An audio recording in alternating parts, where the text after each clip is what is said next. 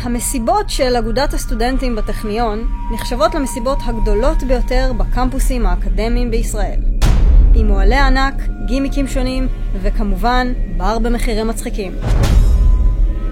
לא במקרה דורגה אסד בשנה החולפת במקום הראשון בארץ במדד שביעות הרצון מאגודת הסטודנטים. אך להצלחה יש מחיר.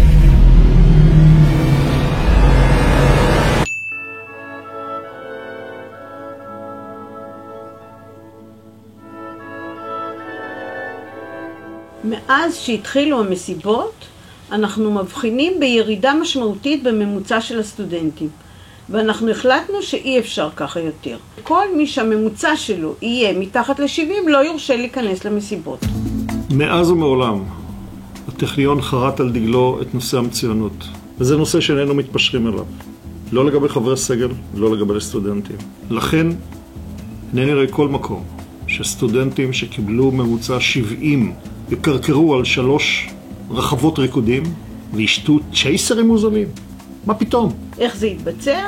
כל סטודנט יחזיק תדפיס ציונים, ואם הציונים יהיו בממוצע מתחת ל-70, אני מצטערת, אבל לא יוכל להשתתף במסיבות. זה לא היה פשוט. זה דרש הרבה אומץ, ואני מאוד שמח שאסד, שגם היא רואה במצוינות ערך עליון, הסכים עם עמדת הטכניון. נכון, דני?